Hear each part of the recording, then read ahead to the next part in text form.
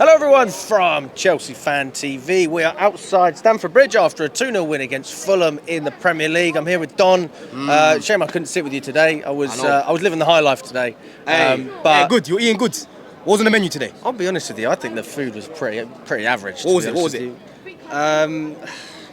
Beef brisket, but I mean, you could get a slice of ham from Tesco's and it would be just as good. I'll be honest with you. Like it was pretty average. I'll be honest. Yeah. I mean, I had a good view. I had a very good view.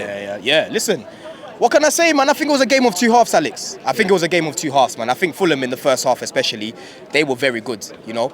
And for us, our game plan completely went out the window quite early because you're seeing Delap pull up with a hammy. What was it, like 5 minutes in?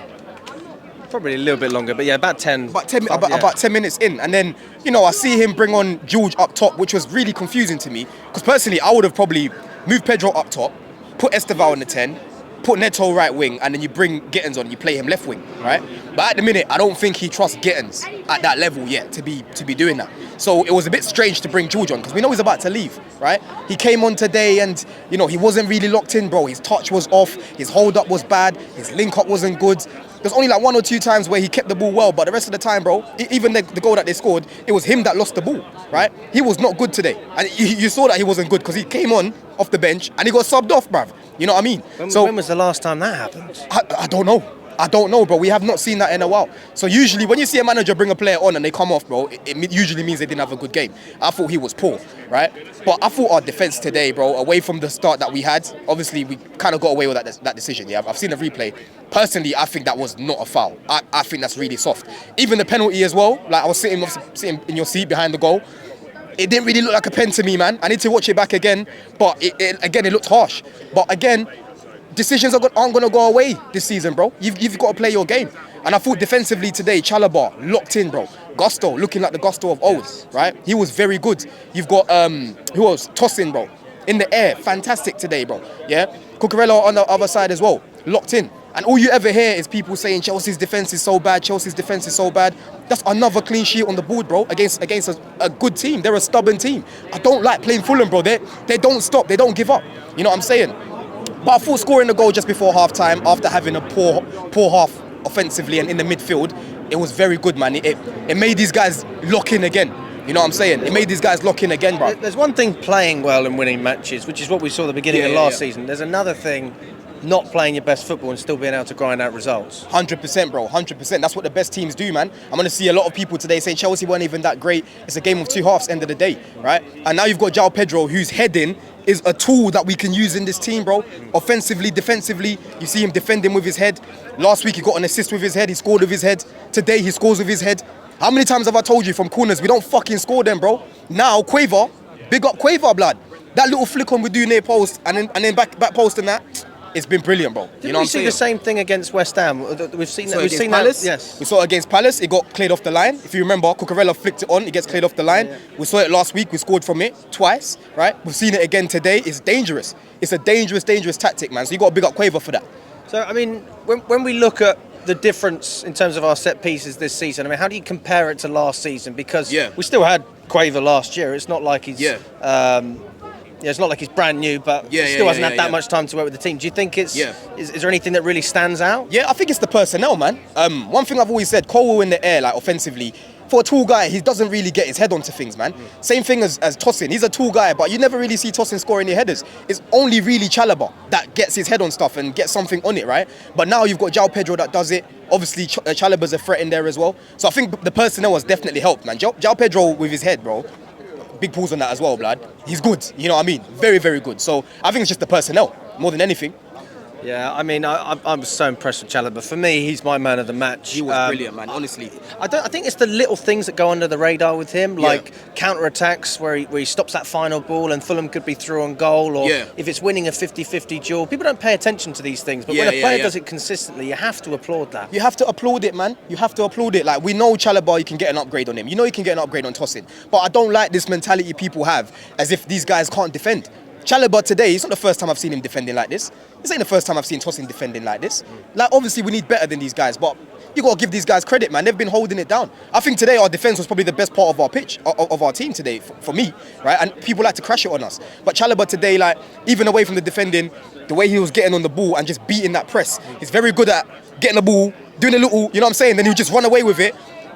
He made Iwobi get a yellow card as well by doing that. So I thought today he was fantastic. You can pick technically 3 man of the matches out of the defence today, bro. I think Tosin could have got it, Gusto could have got it, Chalobah could have got it.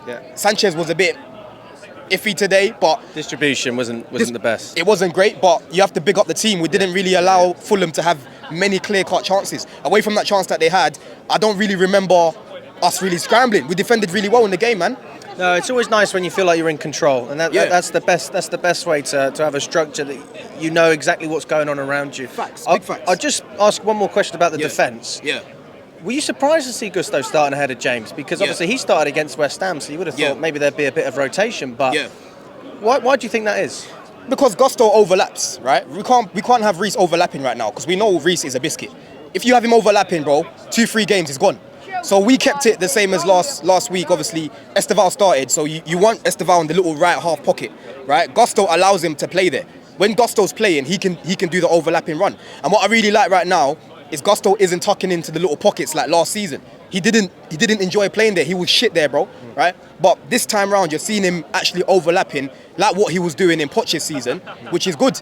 People like to say Maresca doesn't like overlapping fullbacks. He's overlapped Gusto 2 weeks in a row, right? So I thought that was a good tactic there, man. What else has changed in order for Maresca to allow Gusto to overlap? And why do you think he didn't do it last year? Again, the personnel, bro. We've got more players that can play in the little pockets.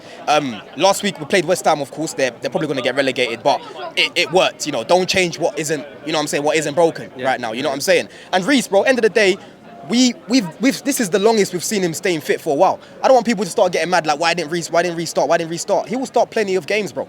But sometimes you start certain man because you tactically, bro, you got to change things up. And today it was a tactical decision. And then when Reece comes on, again, no trouble on that side, bro. Let's talk about the midfield. Fernandes, he got an assist and a goal, but I mean, I'm looking on Twitter after the game straight away. Fabrizio asked who people's man of the match was. And hello, mate. Hello. Sorry to interrupt you. Where's up there, Chels? How you doing? Good to see you, buddy. What are you saying? We steal that game? Did we steal it? Yeah.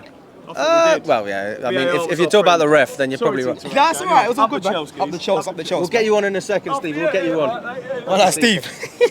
You've met Steve, right? No, I haven't. It's my first time. No, I've never met him. Steve, mate. It's funny. It's funny. But yeah, I mean, the midfield, like Fernandes, even though he got an assist and a goal, I think that sort of overshadows his performance. Yeah. I thought it was a game of two halves for him again. I thought first half he was shocking, bro, man.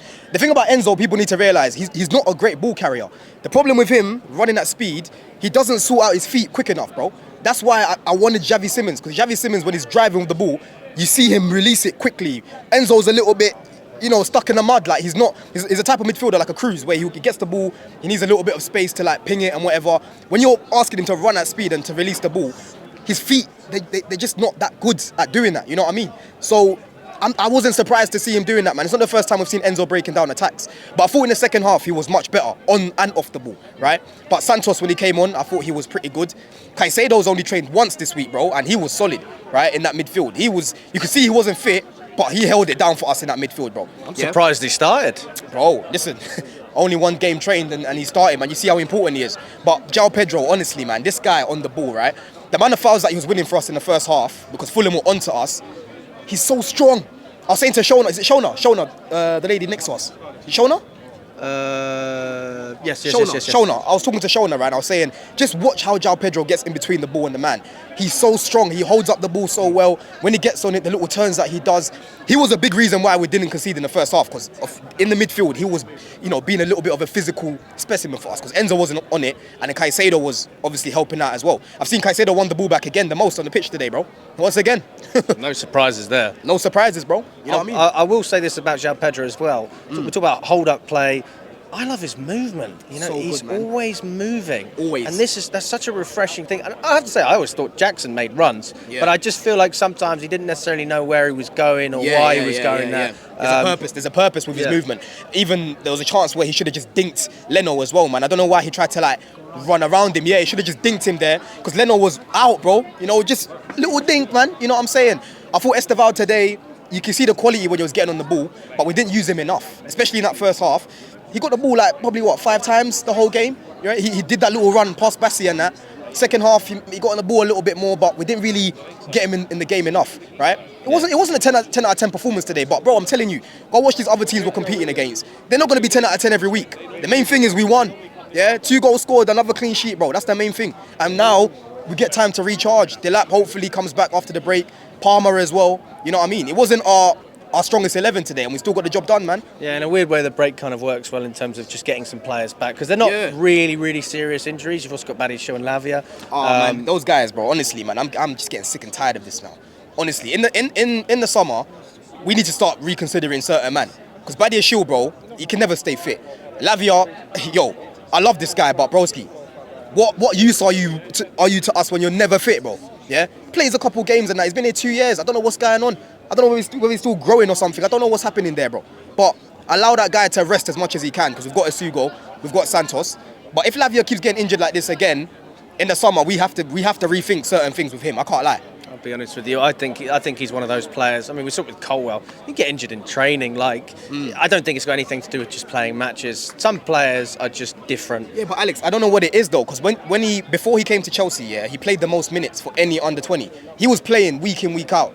He got a few niggles at Southampton, but he was fit. We signed him when he was injured at Southampton. Yes, but then Poch played him against Palace. I was with you, bro, and he wasn't fit. They told him he's not fit, and he still came on for like half an hour, and then he gets injured the rest of the season, right? So I know Reece has been able to stay fit. We've managed to help him, but Lavia, this season I'm watching him closely, man, because his fitness has not been great. I haven't given up on him yet, but I'm just praying right now. It's a hope thing with him. You know what I mean? It's a hope thing. That's where Santos and Asugo comes in. I mean, we've barely seen any of Asugo, but I think that there is a genuine argument. Mm-hmm.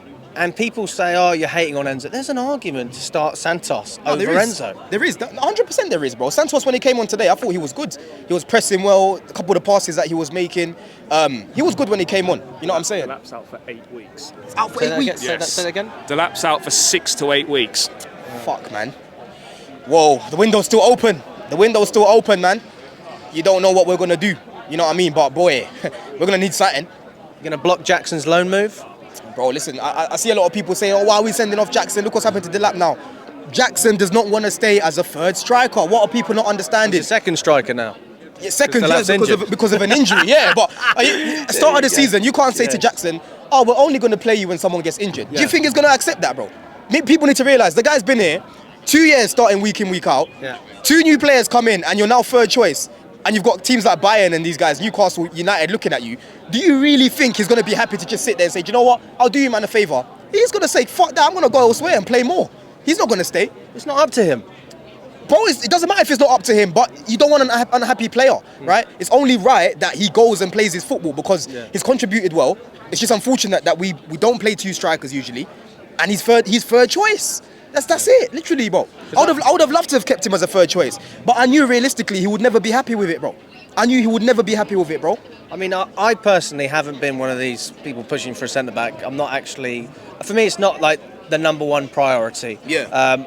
I'm happy with Garnacho. I would have been very happy with Simmons. Yeah. I'm disappointed we didn't get Simmons, but that doesn't mean I dislike the signing of Garnacho. I actually think he's going to be a good player for us, or at least a key player. Yeah. Like, however he performs, obviously, we'll see how that goes. But I mean, what do you think we need to get done in this market? And then we'll just finish up on how do you think Garnacho's going to do? Yeah, listen, I think obviously now with the whole Delap situation, it's a bit different to last time. If you remember, both of our strikers got injured on the last. They both got injured on the last day of the window, right? So, you know, this might have changed a few plans now in terms of potentially bringing someone in. I don't know who, because it's really hard to bring in a third striker. It's either you bring in a has-been, like a Giroud, for example, like we had before, or you bring in like a Mweka into the fold, right? Like a youth team player. You're not gonna get a young striker in their prime right now that's gonna be happy to just be third choice when Delap comes back. You know what I'm saying? That's gonna be hard to get. But with Garnacho, bro, I didn't want him. But I have to be honest, man, he's got very good movement. The main problem with him is his finishing is just meaty, right? He needs to improve his finishing. But in terms of like getting into goal scoring positions, he knows how to do it, you know? Dribbling wise, he's not the greatest, and you know, the link up play is all right. Yeah. Very good cutbacks from him. And again, running in behind is good, but he just needs to improve that finishing, man, because he gets in a lot of goal scoring positions. You know what I'm saying? So I think as a squad player, not starting week in, week out, I don't think it's a bad signing at all. Better than Gittins, though, I would say. boy, That's Gittins is getting warm, man. Come on, it's 3 games in the new league. Let him give him that's why I'd start Garnacho over Gittins. I think that's like the logical. Well, yeah, because he's got Premier League experience. He's a little bit more used to it. You could argue that. But yeah, let's see what we do with Lopez. We're linked to Lopez still right now. I reckon we'll probably try. I don't know. Yeah, I just think that short term Gittins can't help us much. I think long term, obviously, that's what we've done with so many players. Fair enough. Garnacho, same sort of prospect, but I just see a little bit more that he can offer this season. That's the main difference. Yeah. Now I hear what you're saying, bro. But yeah, this Delap news ain't great, man, because he had a very good injury record at Ipswich. So to go down like that, bro. When will we be back then? So what? 6 to 8 weeks. How many games is that? 2 months. Fucking hell, man. We've got United coming up. We've got Brentford. October, November time. Shit, yeah, we'll be back in November. I reckon we'll do something. We'll probably do something, man. We'll see what happens. Thanks so much, Don. Pleasure. Alex, man. Good to see you.